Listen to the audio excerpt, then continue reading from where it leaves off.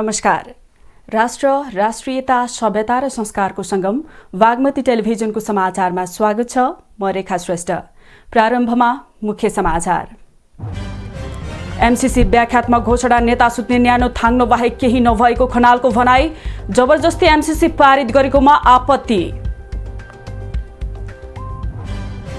Party अध्यक्ष ओली र नेता रावल बीच मतभेद। आफू पार्टी सिद्धान्त अनुरूप हिँडेको रावलको जिकिर।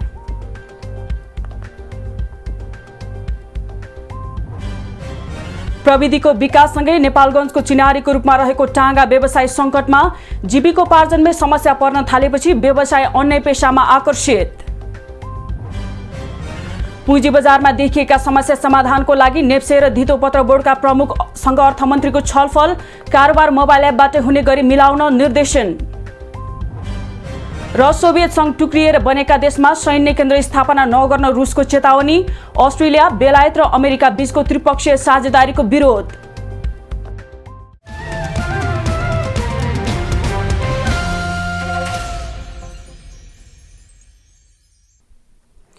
सुरु गरौं मन्त्री परिषदको निर्णय सम्बन्धी समाचारबाट। सरकारले मिलेनियम च्यालेन्ज कम्प्याक्ट एमसीसीलाई प्रतिनिधि सभाबाट अनुमोदन गराउन सहज वातावरण निर्माण गरिएको भन्दै सम्बद्ध सबैलाई धन्यवाद व्यक्त गरेको छ। मन्त्री परिषद बैठकले रेडियोधर्मी उपयोग तथा नियमन नियमावली 2078 स्वीकृत गर्ने, पुल निर्माण, डिजाइन र निर्माण सम्झौता दर विश्लेषणको नम स्वीकृति गर्ने र राष्ट्रिय राजमार्ग छेउमा पेट्रोल, डिजेल तथा एलपी ग्यास फिलिङ स्टेसन स्थापना सम्बन्धी मापदण्ड भौतिक पूर्वाधार तथा यातायात मन्त्रालयले जारी गर्ने लगायतका निर्णय गरेको छ। एक रिपोर्ट।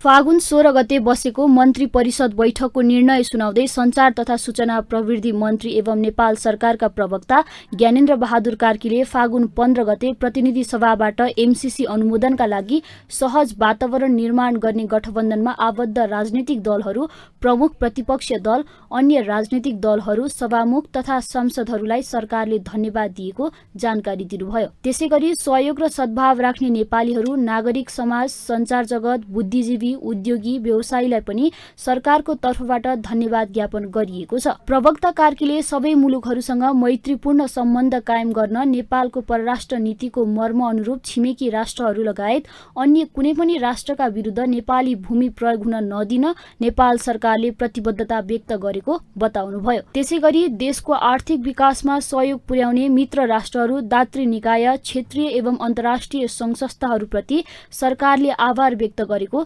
जानकारी गराउनुभयो। बैठकले विभिन्न प्रसारण लाइन आयोजनाका लागि जग्गा प्राप्ति गर्ने र प्रारम्भिक कारबाही चलाउने अधिकारी तोक्ने निर्णय गरेको छ। विशेष अदालतको अध्यक्षमा उच्च अदालत पाटनका न्यायाधीश श्रीकान्त पौडेल र सदस्यहरूमा न्यायाधीशहरू रमेश कुमार पोखरेल, यमुना भट्टराई, शालिग्राम कोइराला, बलभद्र बास्तोला र खुशी प्रसाद थारूलाई तोक्ने निर्णय गरेको छ।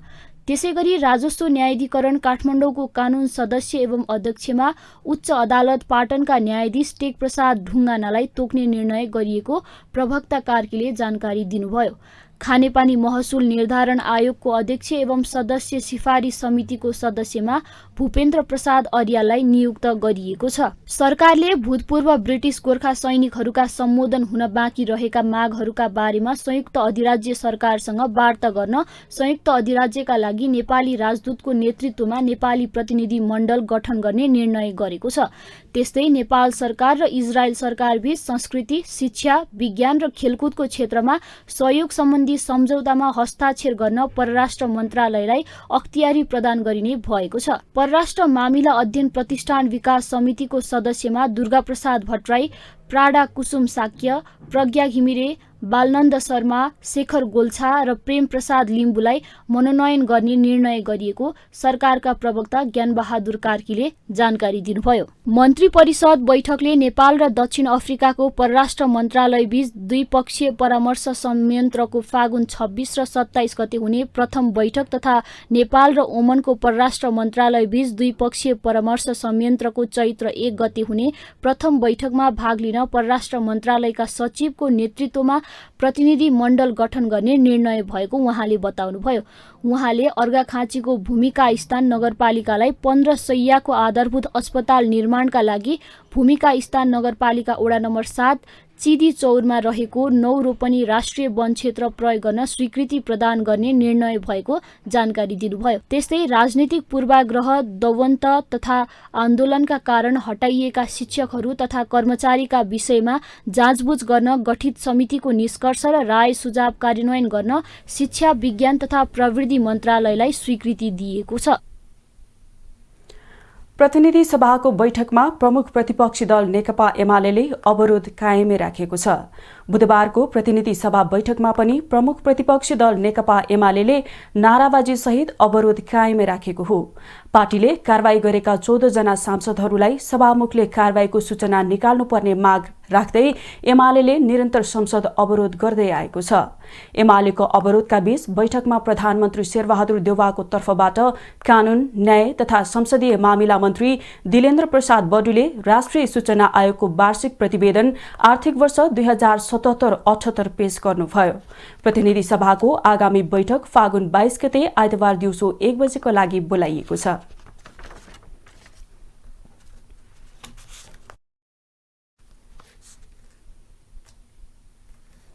जनता समाजवादी पार्टी नेपालका संघीय परिषद अध्यक्ष डाक्टर बाबुराम भट्टराईले सरकारले संसद अवरोधको निकास खोज्न नसक्नु गैर जिम्मेवारीपनको पराकाष्ठा भएको बताउनु भएको छ।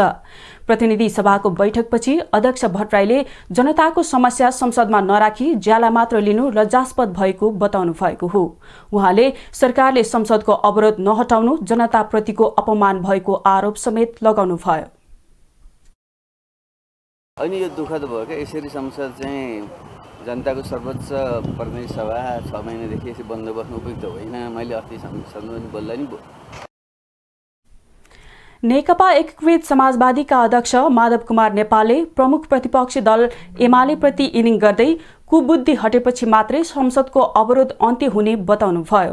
उहाँले नेकपा एमाले संसद अवरोध गरेर जनताप्रति विश्वासघात गरेको आरोप लगाउँदै आउने चुनावमा जनताले यसको मूल्याङ्कन नगर्ने बताउनुभयो। र जनताको विश्वासप्रति घात गर्नुभएको छ र यसको मूल्य उहाँले आउने चुनावमा दिनुपर्छ। अगाडि बढिसक्यो, जुन चाहिँ अगाडि बढ्यो अगाडि बढ्यो। त्यस्तै कानून, न्याय तथा संसदीय मामिला मन्त्री एवं नेपाली कांग्रेसका सांसद दिलेन्द्र प्रसाद बडुले परिस्थितिलाई ख्याल गरेर अत्यावश्यक काम कारबाही संसदमा सुचारू गरिरहेको बताउनु भएको छ। लामो नाराबाजी जिम्मेवारपूर्ण नभएको र अब चाँडै यो समस्याको समाधान हुने उहाँको भनाइ छ। परिस्थिति के छ र पनि हामी यो परिस्थितिलाई ख्याल गरेर अत्यावश्यक काम कारबाही चलिरहेको छ, चलाइरहेकै छ। प्रमुख प्रतिपक्षी दल नेकपा एमालेका संसदीय दलका उपनेता सुभाष नेमाङले संसद नचल्नु सत्ता पक्षको लागि ठूलो र गम्भीर विषय भए पनि अहिलेको सरकार र सभामुखले त्यसलाई गम्भीर रूपमा नलिएकोमा आरोप लगाउनुभयो। प्रधान न्यायाधीश जवरा विरुद्ध छापामार शैलीमा महाअभियोग प्रस्ताव दर्ता गराएकोमा आपत्ति जनाउनुभयो।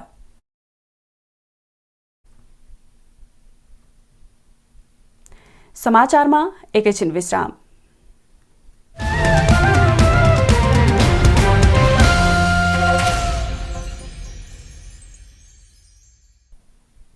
हामी समाचारको निरन्तरतामा छौं। अब बाँकी समाचार। नेकपा एकीकृत समाजवादीका नेता तथा पूर्व प्रधानमन्त्री झलनाथ खनालले एमसीसीका व्याख्यात्मक घोषणा भनेको नेताहरूलाई आनन्दले सुत्न बनाइएको न्यानो थाङ्नु रहेको बताउनु भएको छ। विराटनगर विमानस्थलमा नेता खनालले 275 जना सांसदलाई हेरेको हेरे पारेर जबरजस्ती पास गरेको आरोप लगाउनुभयो। उहाँले यसरी जबरजस्ती एमसीसी पास गर्नु नेपालको इतिहासमै दुःखद लज्जाजनक रहेको उल्लेख गर्नुभयो। एमसीसी संसदबाट पास गर्दा समेत प्रक्रिया नपुर्याएको बताउनुभयो। यसअघि फागुन 15 गते सरकारले संसदबाट एमसीसी अनुमोदन गरेको थियो, जसमा सत्तारूढ दल एकीकृत समाजवादीका खनाल र माओवादी केन्द्रका गिरिराज मणि पोखरेलले गम्भीर असहमति जनाउनु भएको थियो।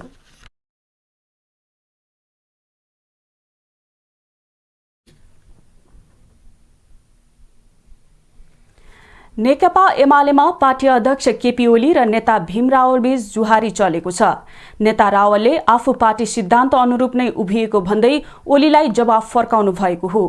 पार्टीले संसद अवरुद्ध गरिरहँदा रावलले एमसीसी बारे छलफलमा भाग लिएको प्रति मंगलबार ओलीले रावलको कदम पार्टी अनुशासन विपरीत भएको टिप्पणी गर्नुभएको थियो। सोही विषयलाई लक्षित गर्दै रावलले सामाजिक सञ्जालमा संसदमा छलफलमा सहभागी हुन नदिनु आत्मकेन्द्रित, आत्मप्रचारक सोच र पार्टीको सिद्धान्त र नीति विपरीत भएको उल्लेख गर्नुभएको हो। एमालेको विधान, प्रतिवेदन र संगठनात्मक प्रस्तावले एमसीसी सम्झौताबारे स्पष्ट धारणा बनाई राष्ट्रिय हितको पक्षमा उभिन निर्देशित गरेको तर्फ पनि उहाँले सम्झाउनु भएको हो।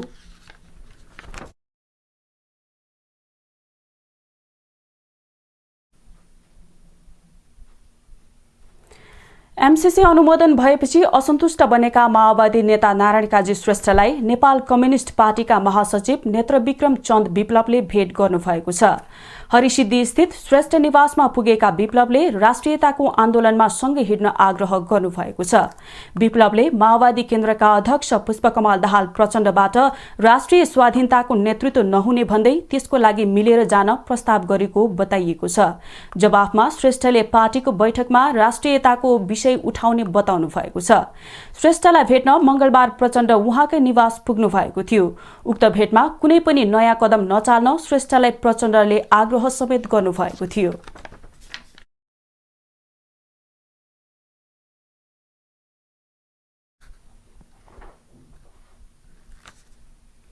राष्ट्रिय प्रजातन्त्र पार्टी राप्रपाका अध्यक्ष राजेन्द्र लिङदेनले प्रमुख राजनैतिक दलहरूले वैदेशिक सम्बन्धलाई सत्तारोहणको सिडी बनाएको आरोप लगाउनु भएको छ। पार्टीको केन्द्रीय कार्य समितिको बैठकमा अध्यक्ष लिङदेनले दलहरूकै कारण वैदेशिक सम्बन्ध खलबलिन पुगेको बताउनु भएको हो। उहाँले दलहरूको सत्ता केन्द्रित क्रियाकलापका कारण देश गम्भीर संकटतर्फ उन्मुख भएको बताउनुभयो। अध्यक्ष लिङदेनले राज्यका प्रमुख 3 अङ्गका बीचमा हुनुपर्ने शक्ति नियन्त्रण र सन्तुलनको व्यवस्था ध्वस्त भएको उल्लेख गर्दै जनताले सरकार भएको अनुभूति गर्न नपाएको उल्लेख गर्नुभयो। देशलाई कम्युनिस्ट र कांग्रेसको विकल्प आवश्यक भएको भन्दै उहाँले कम्युनिस्ट र कांग्रेसको विकल्प राप्रपा मात्र भएको दावी गर्नुभयो। उहाँले देशको प्रमुख राजनीतिक दल र नेताप्रति जनताको विश्वास मर्दै गएको जिकिर गर्नुभयो। अलग अलग दल भए पनि देशमा विद्यमान परिस्थिति निर्माण हुनमा सबै प्रमुख दलहरू समान जिम्मेवार छन्। व्याप्त भ्रष्टाचार, धर्मान्तरणमा नियन्त्रण होइन नीतिगत नै संरक्षण र प्रोत्साहन गर्ने क्रियाकलापले जनतामा चरम निराशा उत्पन्न भएको छ। अध्यक्ष राजेन्द्र लिङदेनले प्रस्तुत गर्नुभएको राजनीतिक प्रतिवेदन उपाध्यक्ष एवं सचिवालय प्रमुख हेमजङ गुरुङले प्रस्तुत गर्नुभएको थियो।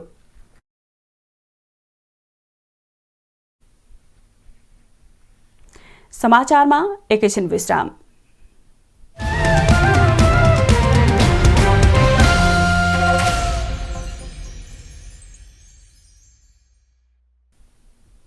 हामी समाचारको निरन्तरतामा छौं। अब बाँकी समाचार। नेपालगञ्जको चिनारीको रूपमा रहेको टाङ्गा व्यवसाय संकटमा पर्न थालेको छ। केही समय अघि अति नै लोकप्रिय मानिएको टाङ्गा व्यवसाय यति बेला संकटमा परेको हो। प्रविधिको विकास र समय परिवर्तनका कारणले मानिसहरूले थप सुविधा र समय बचत गराउन खोज्न थालेपछि टाङ्गा व्यवसाय बिस्तारै संकटमा पर्न थालेको छ। एक रिपोर्ट। करिब 1 दशक पहिला टाँगालाई नेपालगञ्जको मुख्य सवारी साधनको रूपमा लिइन्थ्यो।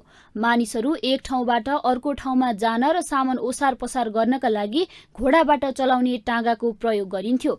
नेपालगञ्जभित्र मात्रै नभएर नेपालगञ्जदेखि छिमेकी देश भारत र छिमेकी जिल्लाहरू बर्दिया, दाङ र सुर्खेतसम्म मानिसहरू टाँगामा यात्रा गर्ने गर्दथे।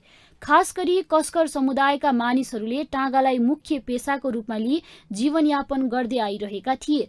उनीहरू दिनभरि टाँगा चलाएर अर्थोपार्जन गर्दै दैनिक जीवन गुजारा चलाउने गरेका थिए। तर समय परिवर्तनसँगै प्राविधिक विकासपछि छोटो दूरीको रूपमा ई रिक्सा सञ्चालनमा आएपछि टाँगा विस्थापित हुन पुगेको छ।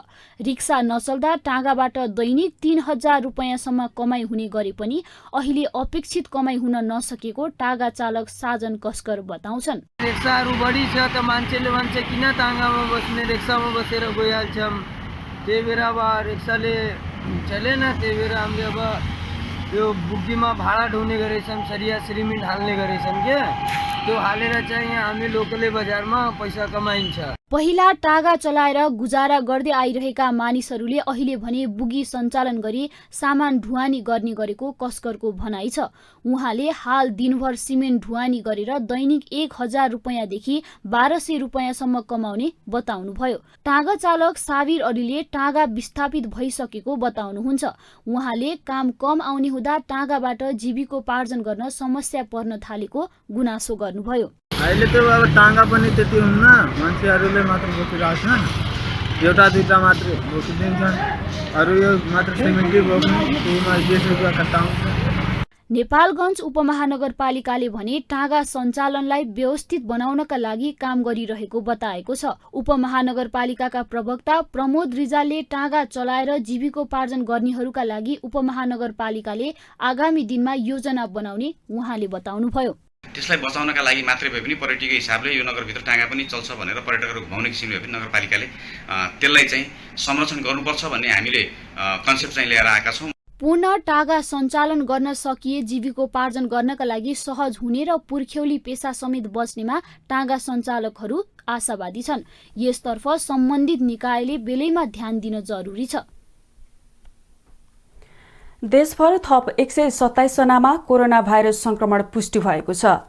स्वास्थ्य तथा जनसङ्ख्या मन्त्रालयले 4672 जनाको पीसीआर परीक्षण गर्दा 123 जना र 2200 जनाको एन्टिजेन परीक्षण गर्दा 4 जना गरी 127 जनामा संक्रमण पुष्टि भएको हो। पछिल्लो 24 घण्टाको अवधिमा 3 जनाको मृत्यु भएको छ। सोही अवधिमा 321 जना कोरोना संक्रमण मुक्त भएका छन्। हाल देशभर 7770 जना सक्रिय संक्रमित रहेका छन्। हालसम्म 11941 जना कोरोना संक्रमणका कारण मृत्यु भइसकेको छ।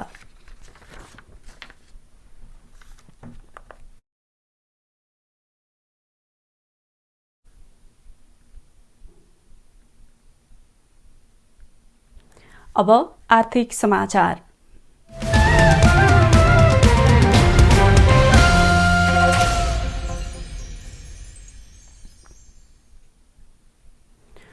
अर्थमन्त्री जनार्दन शर्माले नेप्से र धितोपत्र बोर्डका नवनियुक्त प्रमुखलाई बोलाई पुँजी बजारमा देखिएका समस्याको विषयमा छलफल गर्ने बताउनु भएको छ।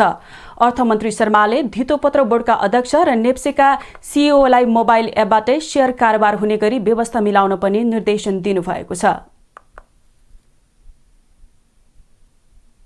अर्थमन्त्री शर्माले नेपाल स्टक एक्सचेन्ज नेप्से र धितोपत्र बोर्डका नवनियुक्त प्रमुखसँग पछिल्लो समय पुँजी बजारमा देखिएका समस्याको विषयमा छलफल गर्नुभएको हो।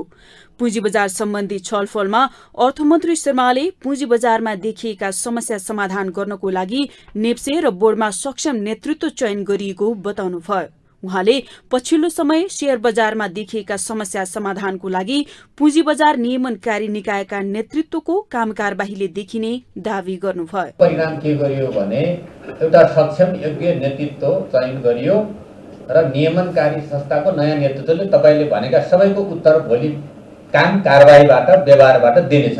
नेपाल धितोपत्र बोर्डका अध्यक्ष रमेश कुमार हमालले शेयर बजारमा देखिएका समस्या समाधान गर्नका लागि बोर्डले काम गरिरहेको बताउनुभयो। उहाँले पुँजी बजार सुधारको लागि केही कानूनमा सुधार गर्नुपर्ने बताउनुभयो। अध्यक्ष हमालले अनलाइन प्रणालीमा सुधार गर्नुपर्ने देखिएकाले बोर्ड लागि परेको जानकारी गराउनुभयो। अर्को हाम्रो यो कारोबार टीएमएस प्रणालीको अभिमान्य मन्त्रीले भन्छन् भएको छ, यो टीएमएस प्रणालीमा हामी सुधार गर्नुपर्ने साङ्केतिकमा अलरेडी हामी काम पनि गरिरहेका छौँ। नेपाल स्टक एक्सचेन्ज नेप्सेका प्रमुख कार्यकारी अधिकृत कृष्ण बहादुर कार्कीले पुँजी बजार सम्बन्धी ऐन समय सापेक्ष नभएको बताउनु भएको छ। उहाँले पुँजी बजार सुधारको लागि अहिले भएका नीतिगत व्यवस्थाहरूलाई संशोधन गर्नुपर्ने आवश्यक रहेको उल्लेख गर्नुभयो। कार्कीले शेयर बजारलाई प्रभावकारी बनाउनको लागि प्रविधिको अध्ययन गर्नुपर्ने जानकारी दिनुभयो। कसरी प्रभावकारी रूपमा मन्त्रालयको स्पिड सरकारको स्पिडलाई चाहिँ कसरी प्रभावकारी रूपमा अगाडि बढाउन सकिन्छ भनेर विभिन्न पक्षहरूसँग छलफल पनि भयो भने ती भएका प्रावधानहरूलाई अत्यन्त त्यहाँ भएको जोडिएको प्रविधिको बारेमा पनि भित्र र बाहिरबाट अध्ययन गर्ने बाहिरको गुनासोहरूलाई लिएर अध्ययन गर्ने। त्यस्तै अर्थ मन्त्रालयका राजस्व सचिव कृष्ण हरि पुष्करले पुँजी बजार आन्तरिक मात्र नभएर अन्तर्राष्ट्रिय बजारमा प्रभावकारी देखाउनु पर्ने बताउनुभयो। उहाँले अर्थ मन्त्रालयले नेप्से र धितो पत्र बोर्डको काम गर्ने प्रणालीलाई अन्तर्राष्ट्रिय एजेन्सीहरूसँग सहकार्य गर्ने काम अगाडि बढाएको जानकारी दिनुभयो। खाली डोमेस्टिक एफेयर्स भन्दा पनि इन्टरनेसनल एफेयर्सबाट पनि केही न केही कुराहरू लिङ्केज र प्रभावित पनि हुन्छ र हाम्रा कारोबारहरू इन्टरनेसनली र डोमेस्टिकली पनि कम्पेटेबल पनि हुनुपर्छ। कार्यक्रममा पुँजी बजारलाई नियमनकारी निकायका दुवै प्रमुखले विद्यमान नीतिगत व्यवस्थामा सुधार गर्नुपर्ने जोड दिनुभएको छ। उहाँले पुँजी बजार नबुझिकन कारोबार गर्नेलाई शिक्षित गराउनु पर्ने बताउनुभयो। पछिल्लो समय निरन्तर रूपमा गिरावट आएको नेप्से परिसूचक बुधबार पनि उच्च अङ्कले गिरावट आएको छ। नेप्से परिसूचक 63.98 अङ्क घटेर 2546.60 बिन्दुमा झरेको छ। त्यस्तै सेन्सिटिभ इन्डेक्स 11.52 अङ्क, फ्लट इन्डेक्स 4.37 अङ्क र सेन्सिटिभ फ्लट इन्डेक्स 3.61 अङ्कले गिरावट आएको छ। बुधबार कारोबारमा आएका 228 कम्पनीको 76,52,000 किता शेयर 3 अर्ब 62 करोड 11 लाख रुपैयाँ बराबरको खरिद बिक्री भएको छ। कारोबारमा आएका 228 कम्पनी मध्ये बुधबार 212 कम्पनीको शेयर मूल्य घटेको छ भने 6 कम्पनीको मात्र शेयर मूल्य बढेको छ। बाँकी कम्पनीको मूल्य स्थिर रहेको छ। मंगलबार भने महाशिवरात्रि पर्वको कारण शेयर बजार बन्द भएको थियो। नेप्सेका 13वटै उपसमूहको परिसूचक राताम्य भएका छन्, जसमध्ये वित्त उपसमूहको परिसूचक सबैभन्दा बढी 3.65% बढेको छ। त्यस्तै विकास बैंक, लगानी, जीवन बीमा, उत्पादन तथा प्रशोधन, जलविद्युत उपसमूहको परिसूचक 3% भन्दा बढीले घटेको छ। लघुवित्त, निर्जीवन बीमा, अन्य र व्यापार उपसमूहको परिसूचक 2% भन्दा बढीले घटेको छ। नेप्से परिसूचकमा गिरावट आए पनि Reliance life insurance, civil bank र स्वाभिमान लघुवित्तको शेयर मूल्य बढेको छ, जसमा हिमालयन जनरल इन्स्योरेन्सको शेयर मूल्य सबैभन्दा बढी 8.26% ले घटेको छ। कारोबार रकमका आधारमा 16 करोड भन्दा बढीको शेयर कारोबार गरेर नेपाल लाइफ शीर्ष स्थानमा रहेको छ। नेपाल टेलिकमको 14 करोड भन्दा बढीको शेयर खरिद बिक्री भएको छ।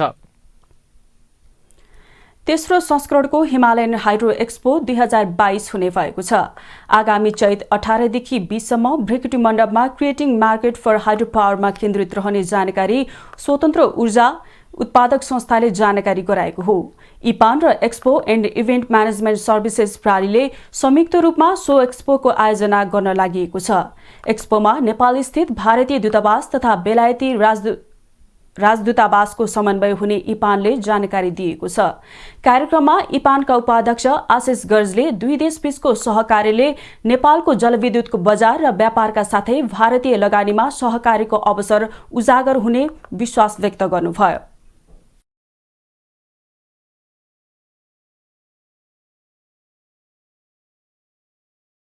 तीव्रता दिन सहयोग गर्ने सरकारले अघि सारेको 10 वर्षमा 15,000 मेगावाट विद्युत उत्पादनको राष्ट्रिय लक्ष्यमा महत्त्वपूर्ण योगदान दिने तथा जलविद्युत क्षेत्रको विकासमा बहुआयामी योगदान पुर्याउने विश्वास गरिएको छ। 3 दिनसम्म सञ्चालन हुने एक्सपोमा 100 भन्दा बढी स्टल रहने उपाध्यक्ष गर्जले जानकारी दिनुभयो। जलविद्युत प्रबन्धक, उत्पादक, इक्विपमेन्ट सप्लायर्स, टर्बाइन उत्पादक, लगानीकर्ता, बैंक, बीमा लगायत जलविद्युतमा नयाँ प्रविधि र निर्माणसँग सम्बन्धित विविध स्टल एक्सपोमा हुनेछन्, जसमा 50 भन्दा बढी विदेशी स्टल रहनेछन्। एक्सपोमा 50,000 भन्दा बढीले अवलोकन गर्ने अनुमान इपानले गरेको छ।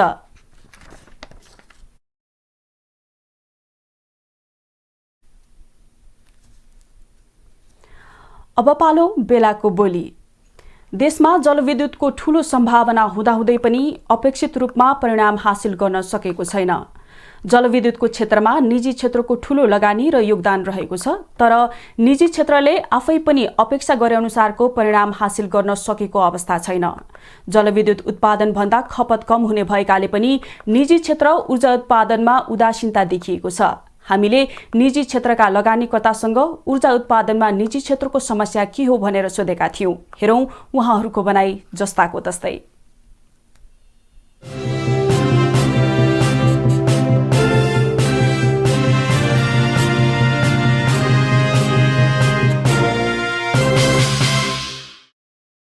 अहिले सबभन्दा इम्पोर्टेन्ट हो जेनेरेसन बढिरहेछ उत्पादन, तर खपत नहुने, देशभित्र र बाहिर पनि जान नसक्ने। सो खपत नै अहिले सबभन्दा ठुलो डिमान्ड साइडमा, सप्लाई साइड ठिक छ, डिमान्ड साइडमा र सेकेन्ड चाहिँ अब हामीले हाइड्रो पावरको जर्नी कहाँसम्म जाने हो त 5000 मेगावाट 10,000 मेगावाट 20,000 त्यसमा चाहिँ गभर्मेन्टको नीति क्लियर हुनु पर्यो किनकि पावर पर्चेज एग्रिमेन्ट रोकिएको छ हाम्रो जलविद्युतको यात्रा नै अहिले रोकिएको अवस्था छ सो यसलाई चाहिँ यसमा चाहिँ हामी गभर्मेन्टबाट लङ टर्म पोलिसीको क्ल्यारिटी चाहियो सो यो दुईटा मेन समस्या अहिले यसमा भएका इस्युजहरू समस्याहरू अपर्च्युनिटिजहरूलाई एउटा लङ टर्म भिजन राखेर अगाडि बढ्ने हो सो हाइड्रो पावरले अहिले हाइड्रो पावरमा केही स्पिल भयो भनेर हाइड्रो पावरै छोड्ने त प्रश्नै आउँदैन यो त धेरै ठुलो हाम्रो नेचुरल रिसोर्स हो र अहिलेको ग्लोबल कन्टेक्स्टमा पनि स्वच्छ हाइड्रो जस्तो ऊर्जा न सोलर छ न विन्ड छ यो ऊर्जा उत्पादनमा समस्या भनेको त यो अब अहिले जुन गभर्मेन्टसँग जुन एउटा अहिले जुन सबै कुरामा हातेमालो भइरहेको छैन नि जस्तै अघि भर्खर मात्रै हामीले प्राइसको विषयमा पनि कुराहरू राख्यौँ होइन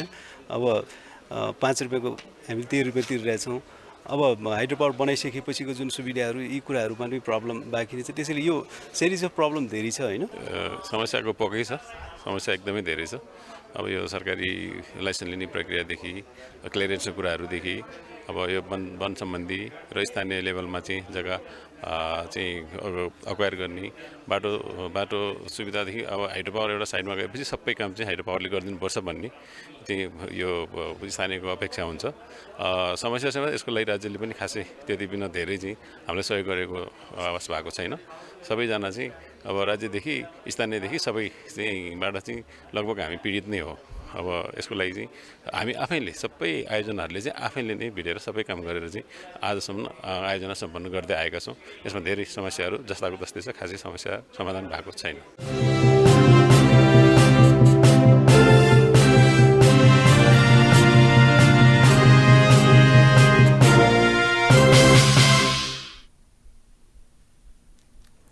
अब अन्तर्राष्ट्रिय समाचार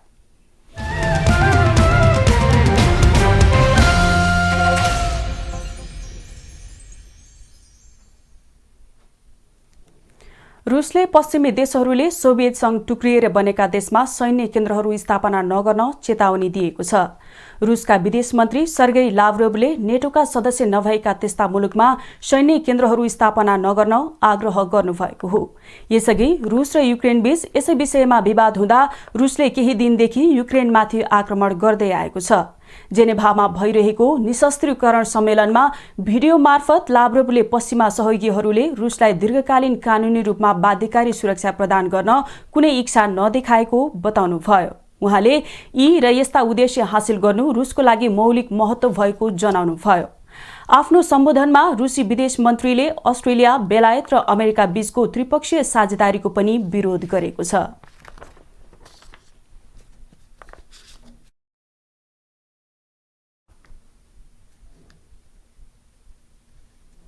अब खेलकुद समाचार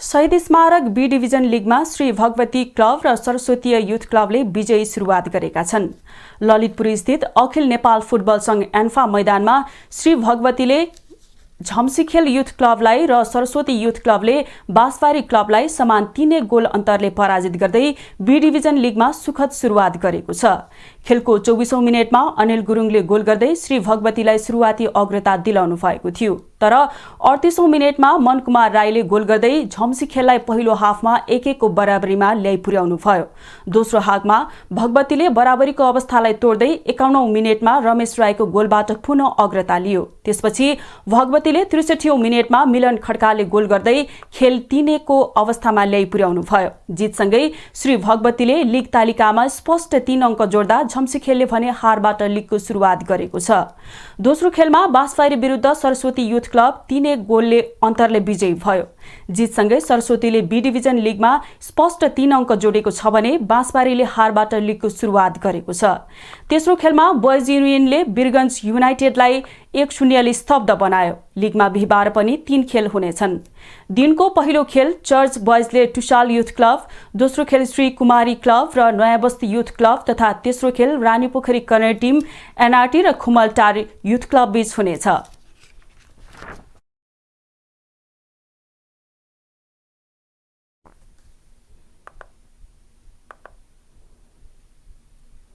अब मौसम सम्बन्धी जानकारी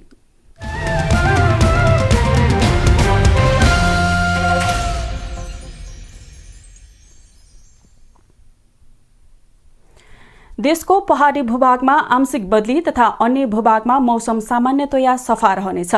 गण्डकी प्रदेशको पहाडी भूभागको केही स्थानमा हल्का वर्षाको सम्भावना रहेको छ। देशका पहाडी भूभागका थोरै स्थानमा मेघगर्जन चट्यानसहित हल्का वर्षाको सम्भावना रहेको जल तथा मौसम पूर्वानुमान महाशाखाले जनाएको छ।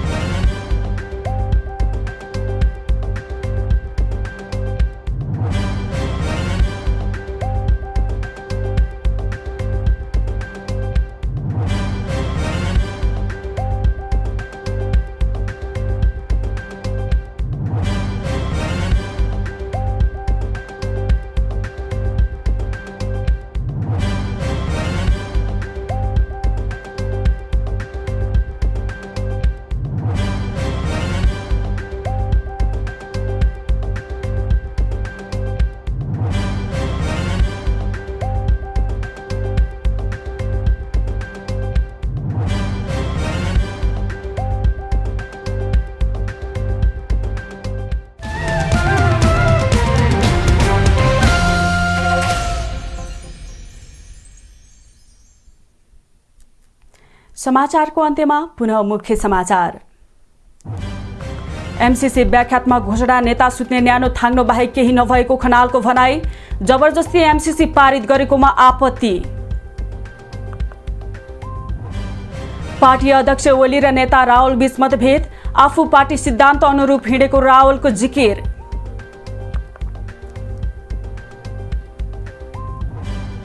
प्रविधिको विकाससँगै नेपालगञ्जको चिनारीको रूपमा रहेको टाँगा व्यवसाय सङ्कटमा। जीविकोपार्जनमै समस्या पर्न थालेपछि व्यवसाय अन्य पेशामा आकर्षित। पुँजी बजारमा देखिएका समस्या समाधानको लागि नेप्से र धितोपत्र बोर्डका प्रमुखसँग अर्थमन्त्रीको छलफल। कारोबार मोबाइल एपबाट हुने गरी मिलाउन निर्देशन। र सोभियत संघ टुक्रिएर बनेका देशमा सैन्य केन्द्र स्थापना नगर्न रुसको चेतावनी। अस्ट्रेलिया, बेलायत र अमेरिका बीचको त्रिपक्षीय साझेदारीको विरोध।